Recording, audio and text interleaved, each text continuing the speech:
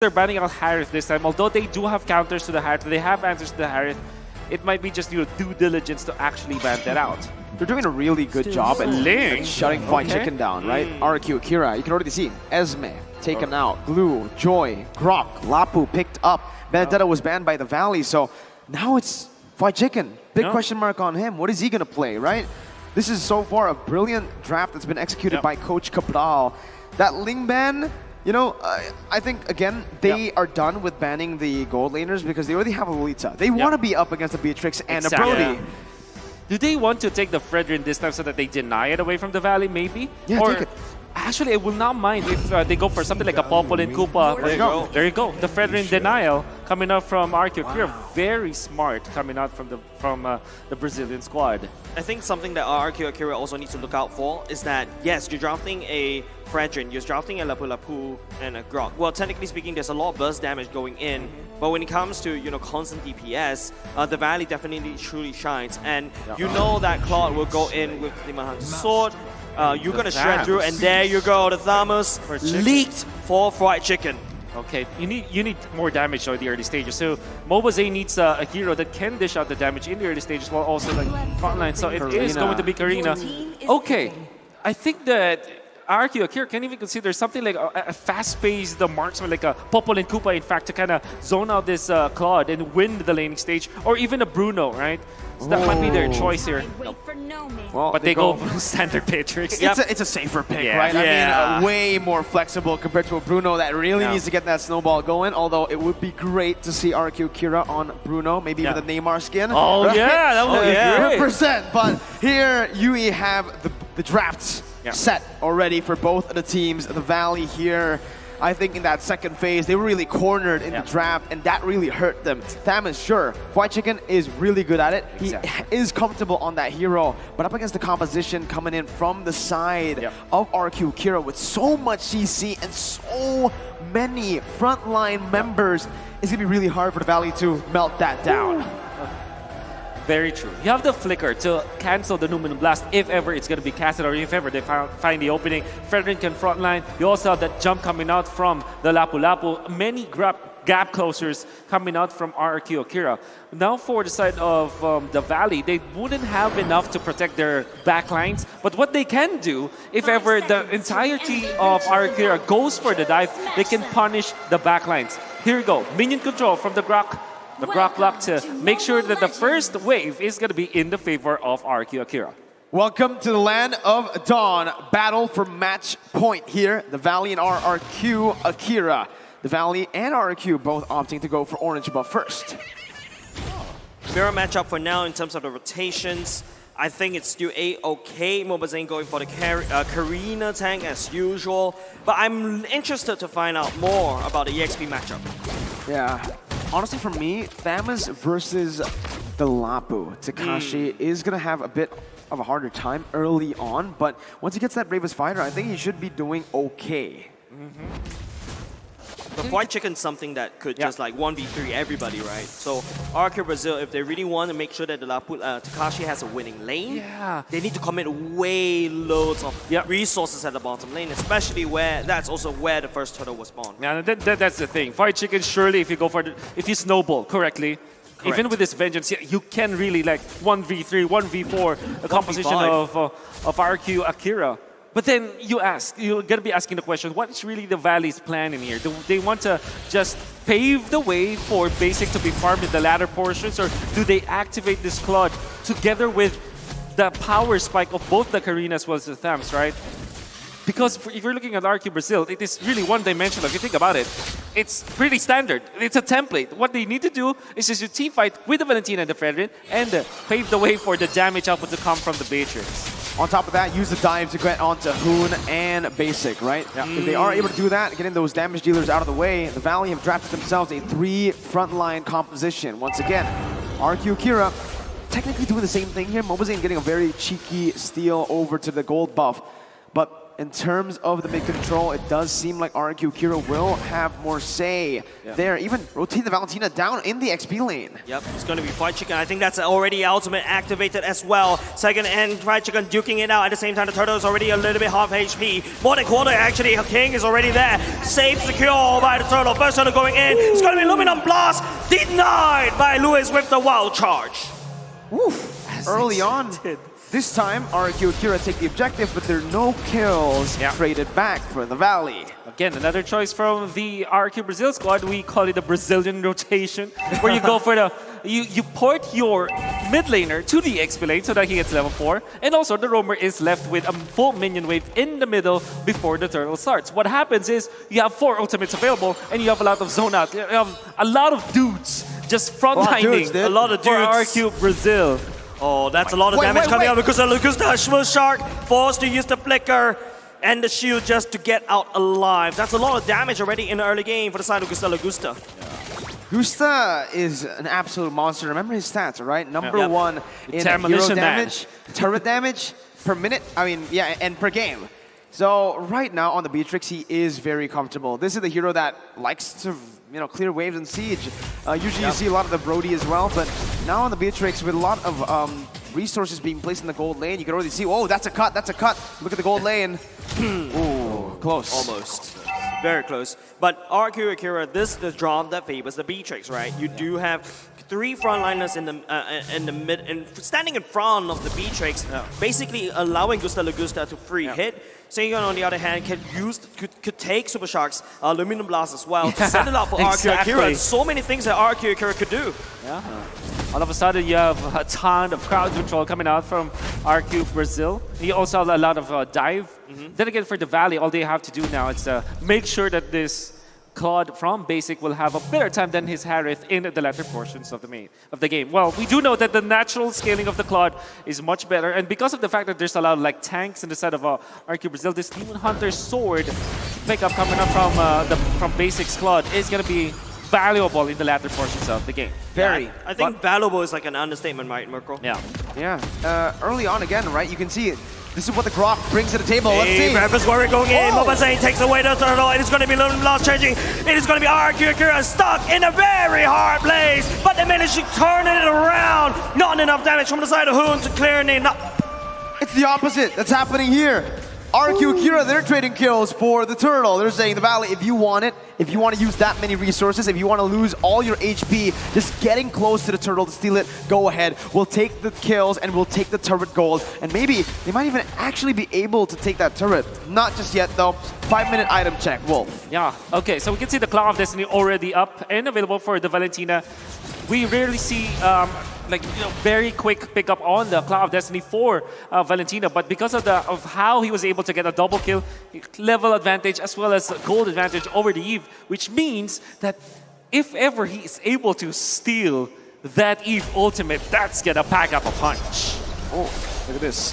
The Valley ties with Onyx Esports at number 1 in the highest KDA with 6.9. So, again, very impressive for a team in the lower brackets with a lot more pressure on them, right? Super nice. Pretty interesting, though. But over the course of these 2 games, I think that is going to rise up, or KD is going to go fall down. Super Shark caught. Oh, Super Shark get caught out. So many CC. RQ Brazil giving a CC festival.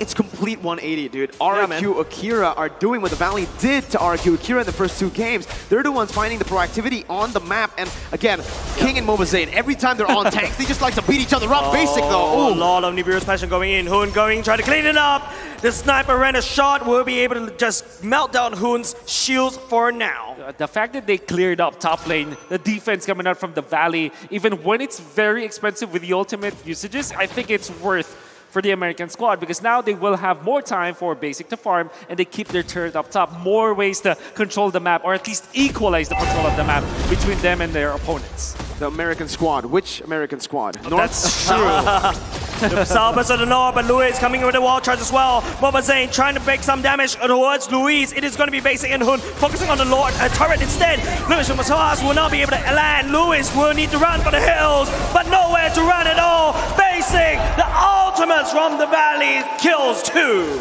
Oof. And it's also a turret take, right? Yep. They are absolutely amazing at translating King. Wow, 1v1. that's a lot of damage coming out of White Chicken. This is why you ban the damage from White Chicken. Whoa! Super Shark still going as well, zoning Gusta with other members to come into siege. This aggression coming out from the Valley is just unprecedented. All of a sudden you thought, you know, the Valley's a hamster, and suddenly they became, I don't know, a tiger, a monster? Yeah, you know, White Chicken just played that so well. He timed the usage of the Vengeance, knowing that at a certain point for King, as the Fredrin, to be able to sustain, you need to hit your opponents, right? So it's the complete counter now for White Chicken, knowing that he probably has like Corrosion Scythe now, so that he can be able to pin down this Fredrin. Being in front of the Fredrin all the time, he managed to take him down. And up top, you saw Super Shark utilizing the Numinum Blast for zoning out the members of RQ Brazil. Yes, wasn't able to hit it, but he made a big zone out, box out, against the side of RQ Akira. Yeah, I mean, if you don't land the ultimate, it's just called a zoning ultimate, right? But that is a very good zone coming out from Super Shark. There you go, Corrosion Scythe for the Thamps together with the Dominant Size means that Fredrin is no longer a problem for the Valley. I mean, he also built Radiant Armor first, right? So up against a lot of the physical damage that's coming in from the Valley, he's going to be relatively squishy, actually. Basic can melt him down like it's nothing, and King will really need to finish up on those physical defense items before he can really act as the frontliner. And currently, it's a bit confusing, right? Because RQ Akira, with their composition, it feels like they have a lot of frontliners, but most of their frontliners are easily melted down by the Valley members. Tekashi still backs up a punch, does have the Bloodlust Axe, and now Dull Nice. They can now team fight. Yep, the slow going in, the taunt happened by the King as well, and Nibiru Passion just to go away. Mobile Zane just landing a lot of damage against Luis Wanyu, but the Valley, they're sieging up mid lane. They want to crack open the mid. I think that's a big commodity as compared to the Lord. Uh-oh, we'll see it here. Mobazane actually is going to be pinned down, but Basic is there to help him get out of that situation. Here though, honestly, 1,000 gold lead. I think the Valley are doing a great job at actually just playing around with the waves. Yeah. Lord Dance here, forcing RQ Akira out of their own territory to really contest for the Lord, and it's already very low. It's a little bit low right now, 1/4 HP. I don't think RQ Brazil will be able to do anything for now. The Aluminum Blast going in the swing time. Look at the back line. It's going to be Basic, BMI all the way out. Mobile Zane healing for his own team. And they're there. Basic coming in with the blazing duet at the same time. Tekashi absorbing all the damage, but that is not enough on the aggression of the Valley. 4-0 trade for the Valley. Gusta Lagusta there with a flicker towards the real world inflation instead of away from it. I don't know if that was a mistap perhaps, but that's not what you want to see now from RQ Akira. The Valley with White Chicken absolutely melting down the frontliners from RQ Akira. They're doing everything they can to really just shut down RQ. Yeah. Psycho going in again, real world manipulation. Sagan, there's nowhere for you to run. Super Shark, the Roma will take you down. Oh, Hood is so deadly with the Eve. You can see the timing that he's using his ultimate during the teamfight that happened where they found 4-0. And even in the middle, he knows that there's no way for Saigon to get out because the flicker's already burned in the previous clash that they had when Saigon missed the Stone and Numinum Blast, and now the Valley will have so much control of the game. 6.9k. Oh my goodness, Lewis missing that wild charge. Zane absorbing so much damage. It's just crazy. He's just stalling on this Karina tank. He just walks out of there, man. Basic 2, he's feeling it. You can see the recalls, the style right in front has the BMI to go back to. Disrespect, man. And now it's time to take a look at the items again. That really hasn't changed much since we last saw it for RQ Akira.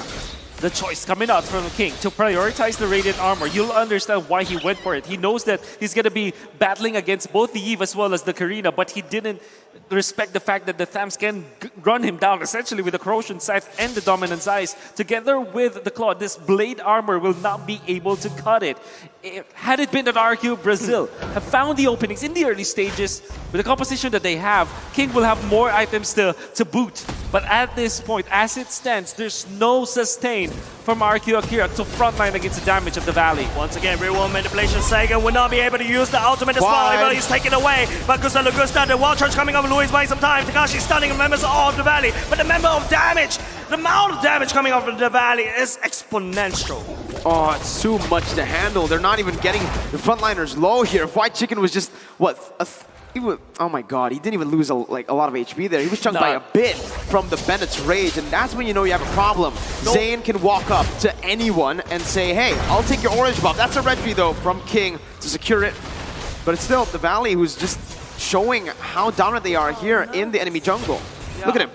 I was expecting more heal, more damage, but the amount of disrespect coming up from the Valley though, wow. Confidence.